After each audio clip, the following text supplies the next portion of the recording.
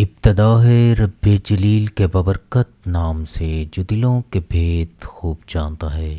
تمام ویورز کو السلام علیکم۔ ویورز، آج ہم آپ کو ایک ایسے ملک کی سیر پر لے کر جانے والے ہیں جس ملک کے ذریعے سے مسلمان یورپ میں داخل ہوئے اور 782 سال تک وہاں کے حاکم رہے۔ اس ملک کی آزادی کے لیے پاکستان نے ایسا کیا کام کیا، آج بھی پاکستان کے احسان کو وہ نہیں بھولتے۔ ہمارے چینل پر نئے آنے والوں سے جلدی سے ہمارے YouTube channel spider T V اور بورن ٹی وی کو سبسکرائب کر لیں۔ ہر نئی ویڈیو سب سے پہلے دیکھنے کے لیے گھنٹی پر بھی کلک کریں اور ویڈیو کو بھی لائک کر دیں۔ موراکو، جسے ہم مراکش کے نام سے جانتے ہیں، جسے عربی میں المغرب کہتے ہیں، جس کا آفیشیل نیم کنگڈم آف موراکو ہے، شمالی افریقہ کا ایک ملک ہے۔ ناظرین محترم، مراکش کے پرچم میں 2 رنگ ہیں، سرخ اور سبز۔ سرخ عربوں کی علامت کو ظاہر کرتا ہے اور سبز 5 تکونی ستارہ 5 ارکان اسلام کو ظاہر کرتا ہے۔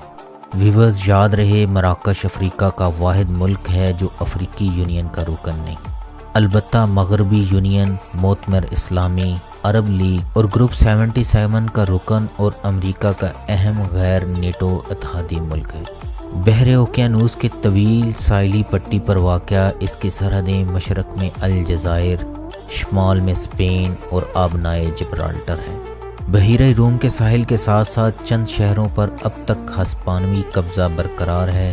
مراکش کا دارالحکومت رباط ہے اور اس کا سب سے بڑا شہر اور بڑی بندرگاہ کاسا بلانکا ہے۔ مراکش میں صوبوں کی کل تعداد 61 ہے۔ مراکش کی قومی زبان عربک اور بربر ہے، اس کے علاوہ اسپینش بھی بولی جاتی ہے۔ مراکش میں 99% سنی مسلمان امام شافعی رحمۃ اللہ علیہ کے پیروکار بستے ہیں جو بربر نسل سے تعلق رکھتے ہیں۔ مراکش کا نظام حکومت آئینی ملوکیت ہے۔ موجودہ بادشاہ کا نام محمد السادس ہے اور موجودہ وزیر اعظم صد الدین عثمانی ہیں۔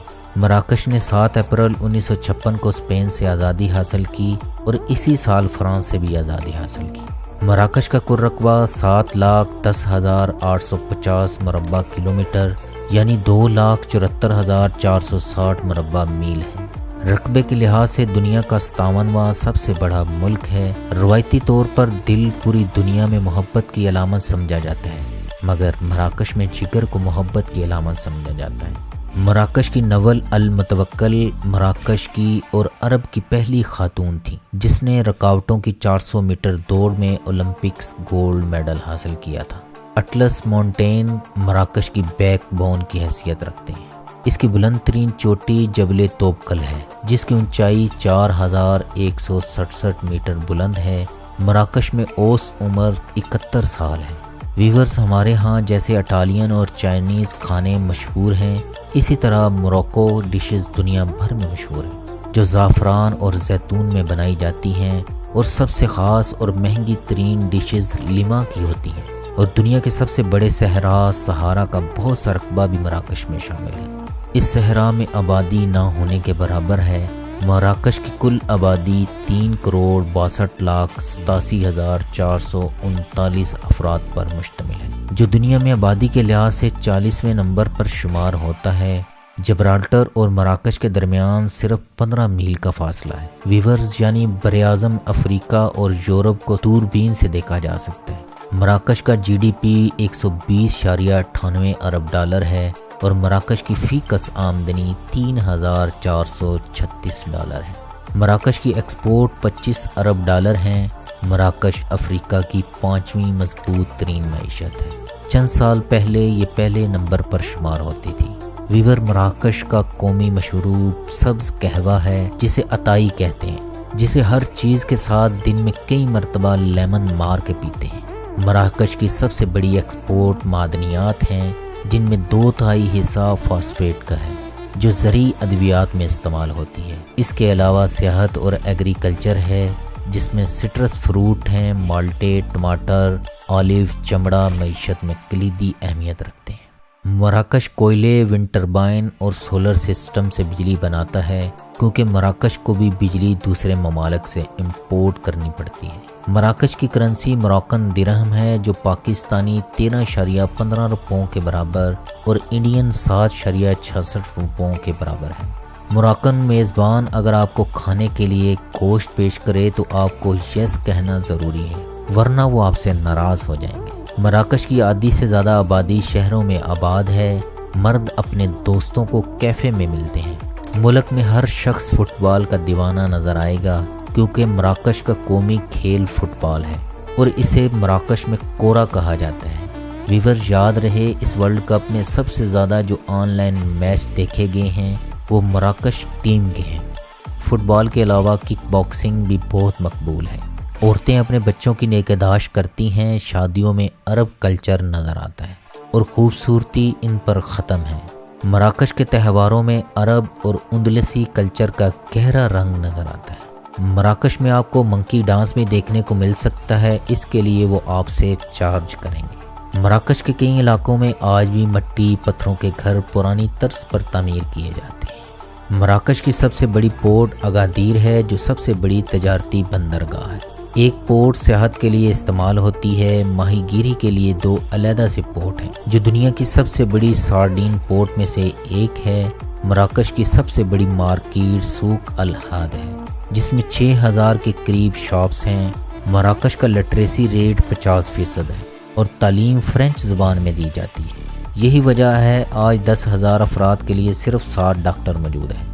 مراکش ٹائم کے لحاظ سے پاکستان سے 4 گھنٹے اور انڈیا سے 4.5 گھنٹے پیچھے ہے۔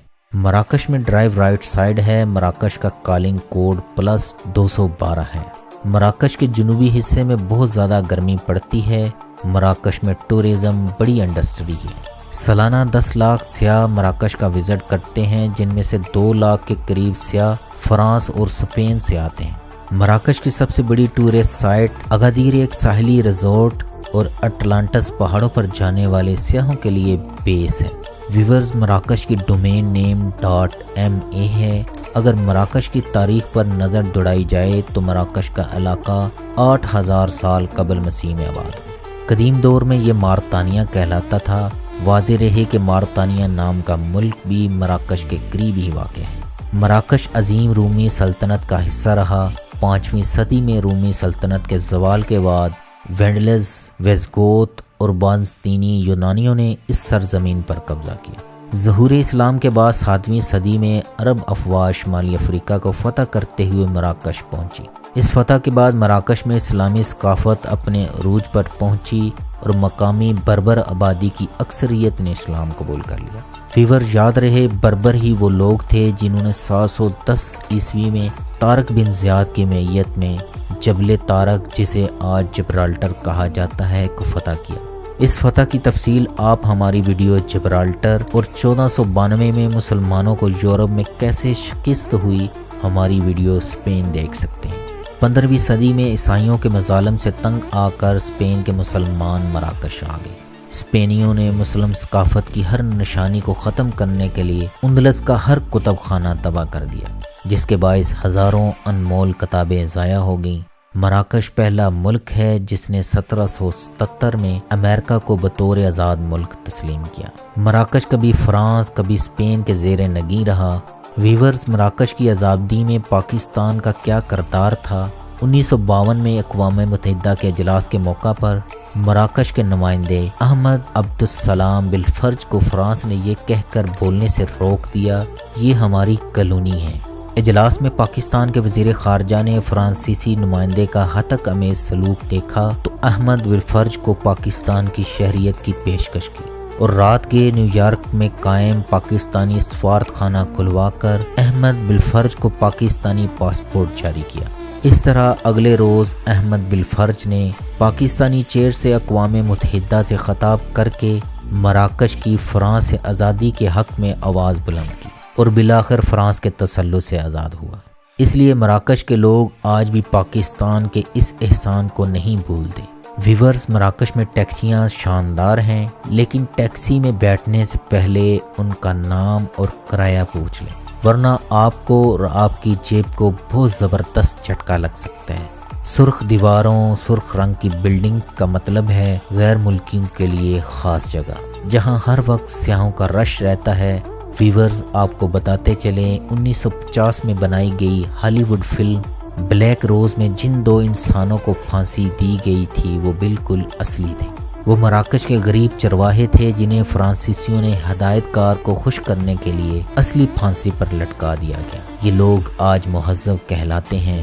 عظیم سیاح اور مورخ ابو عبداللہ محمد ابن بطوطہ، جنہیں ہم صرف ابن بطوطہ کے نام سے جانتے ہیں، مراکش کے شہر طنجہ میں پیدا ہوئے۔ اپنے شوق سیاحت کے ہاتھوں 28 سال کی مدت میں انہوں نے 75,000 میل کا سفر کیا۔ ویورز، آج کا ہمارا سفر نامہ اختتام پذیر ہوتا ہے۔ آپ کو کیسا لگا ہمیں اپنی رائے سے آگاہ کریں اور اس ویڈیو کو لائک کرتے ہوئے اپنے دوستوں کے ساتھ واٹس ایپ پر شیئر کر دیں۔ اللہ ہم سب کا حامی و ناصر ہو۔